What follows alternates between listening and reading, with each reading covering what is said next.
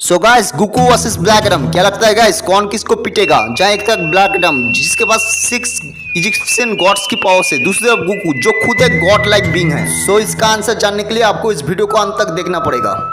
So now let's begin. सबसे पहले बात करते हैं ब्लैक एडम की पावर्स एंड एबिलिटीज के बारे में। पहले अगर मैं बात करूं ब्लैक एडम की, सो ब्लैक एडम जो डीसी का most powerful Egyptian anti hero है, वो बहुत ज्यादा स्ट्रॉन्ग है क्योंकि उसके पास है 6 इजिप्शियन गॉड्स की पावर्स।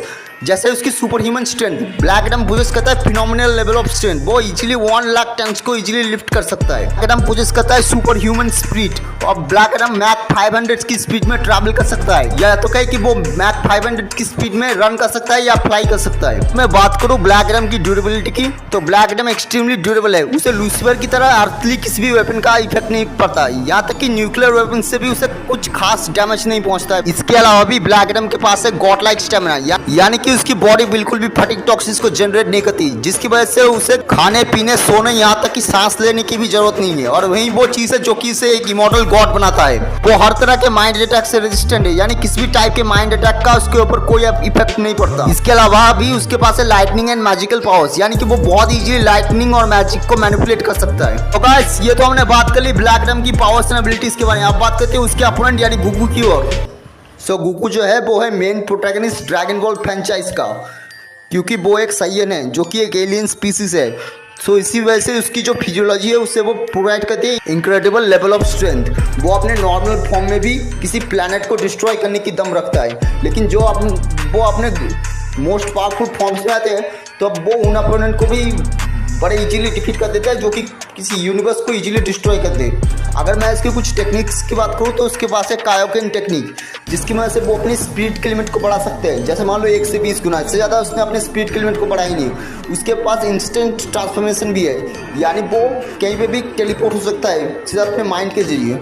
उसके पास है सेंजो बीन्स, यानी वो अपने किसी भी टाइप के बून और इंजरी को बस एक बीम खा के रिकवर कर सकता है। वो हैंड टू हैंड कॉम्बैट में भी बहुत अच्छा है, उसे बहुत सारी मार्शल आर्ट स्किल्स आती है जो कि उसने अपनी जर्नी में सीखी है। उसके रिफ्लेक्सेस भी काफ़ी अच्छे हैं, वो लाइट के स्पीड से आ रहे अटैक को भी अपने बेस फॉर्म में टैकल कर सकता है। उसने मास्टरी कर रखी है अपनी की को, जो कि एक लाइफ फोर्स होती है। वो अपनी की मदद से फ्लाई यानी उड़ भी सकता है, वो भी एक्सट्रीम स्पीड में।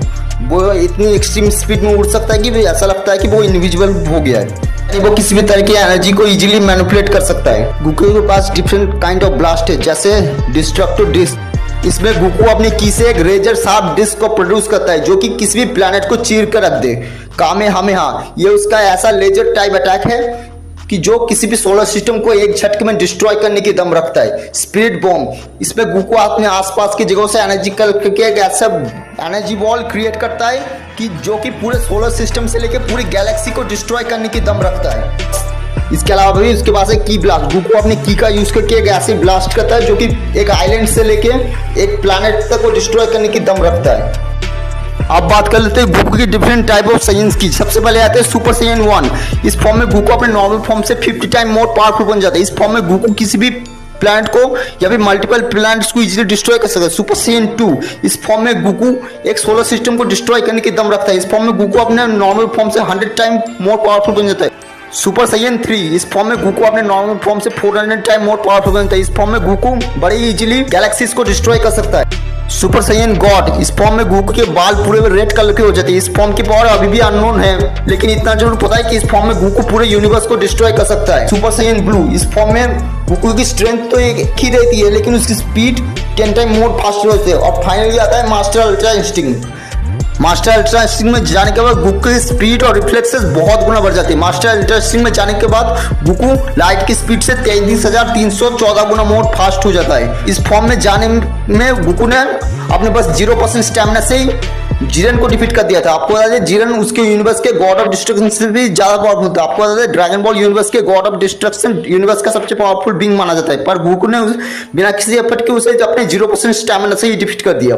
मास्टर अल्ट्रा इंस्टिंक्ट ऐसी टेक्निक है जिसमें यूजर की बॉडी अपने आप ही काम करने लगती है, माइंड तक कोई मैसेज ही जाता नहीं है। ये टेक्निक बेसिकली एंजल्स यूज करते हैं, जो कि ट्रेन करते हैं गॉड ऑफ डिस्ट्रक्शन को। सो गाइस ये तो हमने बात कर ली दोनों कैरेक्टर्स की पावर्स एंड एबिलिटीज के बारे में। अब बात करते हैं कंक्लूजन की, कौन जीत सकता है इन्हें battle between Goku versus black Adam. अगर आप समझदार हो तो आप समझ ही चुके होंगे गोकू इजीली डिफीट कर देगा ब्लैक एडम को, क्योंकि गोकू ज्यादा स्ट्रांग है और गोकू ज्यादा फास्ट भी है और फिजिकल एबिलिटीज के मामले में भी गोकू ब्लैक एडम से सुपीरियर है। बेशक ब्लैक एडम की मैजिकल पावर्स गोकू को बहुत दिक्कत देगी, लेकिन जब गोकू अपने मास्टर अल्ट्रा स्टिक में जाएगा तब ब्लैक एडम उस पर एक पंच भी हिट नहीं कर पाएगा, ना ही उसकी मैजिक का कोई इफेक्ट पड़ेगा गोकू के ऊपर। And in my opinion Goku यहाँ इजीली डिफीट कर देगा ब्लैक एडम को।